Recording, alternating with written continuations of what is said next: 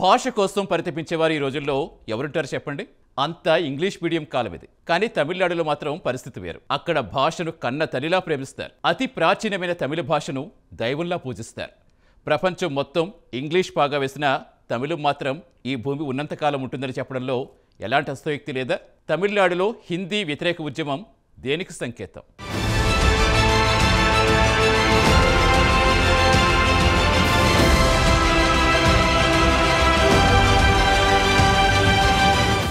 తమిళనాడులో మళ్లీ హిందీ వ్యతిరేక ఉద్యమం మొదలయ్యింది. త్రిభాషా విధానంపై తీవ్రంగా చర్చ జరుగుతుంది.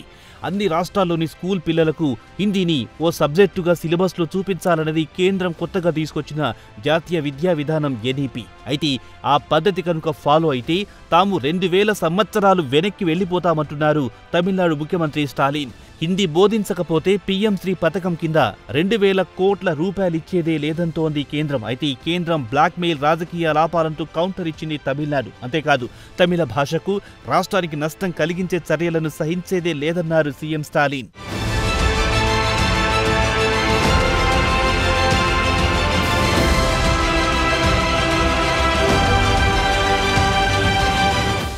అయితే రాష్ట్రానికి సమగ్ర శిక్ష నిధుల విడుదలకు సంబంధించి తమిళనాడు సీఎం స్టాలిన్ ఇటీవలే ప్రధానమంత్రి నరేంద్ర మోడీకి లేఖ రాశారు.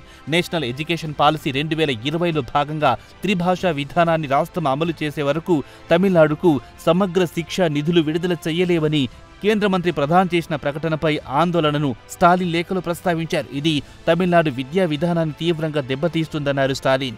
తమిళనాడు ద్విభాషా విధానాన్ని అమలు చేస్తుందని, ఇప్పుడి నూతన విద్యా విధానం అవసరం లేదన్నారు. అంతేకాదు కేంద్ర మంత్రి ధర్మేంద్ర ప్రధాన్ నిధులను విడుదల చేయమంటూ బ్లాక్మెయిల్ చేస్తున్నారని ఆరోపించారు. తమిళ భాషకు, ప్రజలకు, రాష్ట్రానికి నష్టం కలిగించే చర్యలను అనుమతించేదే లేదని స్పష్టం చేశారు. సమగ్ర శిక్ష పథకం కింద తమ రాష్ట్రానికి రావాల్సిన 2152 కోట్ల నిధులను వెంటనే మంజూరు చేయాలని పునరుద్ఘాటించారు.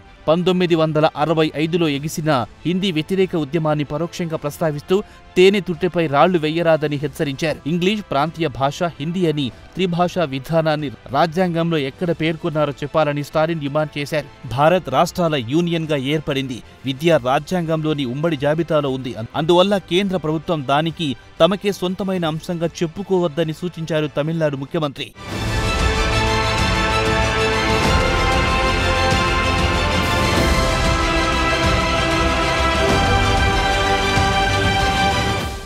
మనం ఎన్ఈపీని ప్రవేశపెడితే రాష్ట్రాన్ని 2000 సంవత్సరాలకు పైగా వెనక్కి తీసుకెళ్లిన వాళ్ళవుతాం. మాకు 10,000 కోట్లిచ్చినా నేను ముఖ్యమంత్రిగా ఉన్నంత వరకు ప్రభుత్వం ఎన్ఈపీని ప్రవేశపెట్టదని స్టాలిన్ తెగేసి చెప్పారు. ఎన్ఈపీ విషయంలో తమిళనాడు లేవనెత్తిన అభ్యంతరం హిందీని విధించడం ఒక్కటే కాదు, ఎన్ఈపీ నిర్మాణంలో కూడా సమస్యలను రాష్ట్ర ప్రభుత్వం ఎత్తి చూపింది. దాన్ని వివరిస్తూ మూల్యాంకన పద్ధతి పాఠశాల స్థాయిలోనే వివిధ దశలో విద్యార్థులను ఫిల్టర్ చేస్తుందని స్టాలిన్ అన్నారు. ఇది చాలా వివక్షతతో కూడుకున్నదని ఆయన అన్నారు. ఇది విద్యార్థులను పాఠశాలకు దూరంగా ఉంచుతుంది. ఎందుకంటే 3, 5 మరియు 8వ తరగతిలో వ్యవస్థ అనుసరించే మూల్యాంకన పద్ధతి. ఈ విధానం సామాజిక న్యాయం మరియు సమానత్వం అనే భావనకు విరుద్ధమని ఇక ప్రధాని మోడీ స్టాలిన్ లేఖపై రియాక్ట్ అయ్యారు.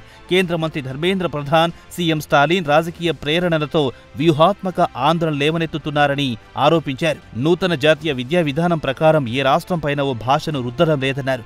నూతన జాతీయ విద్యా విధానం ద్వారా విద్యకు ప్రపంచ స్థాయి ప్రమాణాలు తీసుకురావడమేనని, అదే సమయంలో అది భారత్లో మరింత దృఢతరం కావాలన్నది తమ ప్రభుత్వ ఉద్దేశమన్నారు ప్రధాన్. భారత్లో ఇప్పటికే ప్రధానమైన 13 భాషల్లో పరీక్షలు నిర్వహిస్తున్నామని, అందులో తమిళ్ కూడా ఒకటని గుర్తు చేశారు ధర్మేంద్ర ప్రధాన్.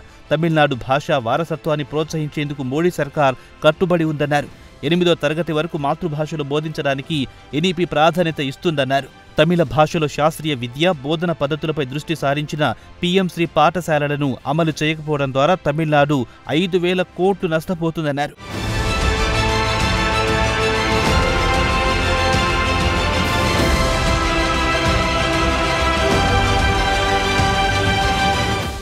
అయితే తేనె తుట్టెపై రాళ్లు వెయ్యొద్దంటూ స్టాలిన్ ఘాతు స్పందనకు ప్రధాని మోడీ అంతే ధీటుగా స్పందించారు. భారతీయ భాషల మధ్య మంటలు పెట్టొద్దంటూ ప్రధాని హితబోధ చేశారు. దేశ భాషల మధ్య ఎన్నడూ వైరం లేదని, అవన్నీ పరస్పర చేయుతనందించుకుంటూ సుసంపన్నమయ్యాయని తెలిపారు. భాషల ప్రాతిపదికన విభేదాలు సృష్టించే యత్నాలు జరిగినప్పుడు భారతీయ భాష వారసత్వం ధీటుగా వాటికి సమాధానమిచ్చిందన్నారు మోడీ.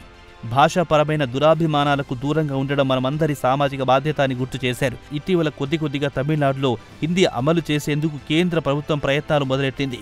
గతంలో తమిళనాడులో కేంద్ర ప్రభుత్వం కార్యాలయాలు, రైల్వే స్టేషన్ బోర్డుల్లో తమిళం, ఇంగ్లీష్ అక్షరాలు మాత్రమే ఉండేవి. 3 ఏళ్ల క్రితం నుంచి రైల్వే స్టేషన్లో హిందీ అక్షరాల బోర్డును ఏర్పాటు చేశారు. కొన్ని చోట్ల వాటిని వ్యతిరేకించారు. తొలగించినప్పటికీ మిగిలిన చోట్ల హిందీ బోర్డులు కొనసాగుతూనే ఉన్నాయి. తాజాగా చెన్నైలో ఉన్న ఎల్ఐసి కార్యాలయం, ఎల్ఐసి వెబ్సైట్లో ఆంగ్లం, తమిళం ఆప్షన్ను తొలగించి హిందీ మాత్రమే ఉంచడాన్ని తమిళనాడు ప్రభుత్వం తీవ్రంగా ఆక్షేపించింది. దశాబ్దాలుగా హిందీకి వ్యతిరేకంగా పోరాటాలు చేస్తున్న మాపై బలవంతంగా హిందీని రుద్దేందుకు కేంద్రం పదే ప్రయత్నిస్తోందని ఆ రాష్ట్ర సీఎం స్టాలిన్ ఆరోపించారు. ప్రాంతీయ భాషల్ని తొలగించడమే కాకుండా ఇంగ్లీష్ ఎంచుకున్నా కూడా హిందీ భాషలోనే సమాచారం ఉంచడం సరైంది కాదన్నారు.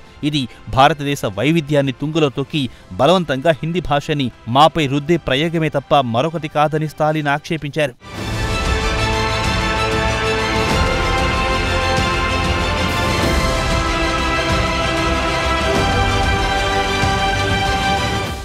సర్వసాధారణంగా తమిళనాడులో ఏ ప్రభుత్వం అధికారంలో ఉన్నా రాష్ట్రం ఎప్పుడూ ద్విభాషా విధానాన్ని అనుసరిస్తోంది. మరియు 3వ భాషను విధించడం ఇక్కడి ప్రణాళికాకర్తలు అనవసరంగా భావిస్తారు. ఎన్ఈపీ హిందీ నేర్చుకోవడం అనే అంశం చుట్టూ తిరుగుతుండగా కేంద్రం 3వ భాషను చేర్చాలని పట్టుబడుతోంది.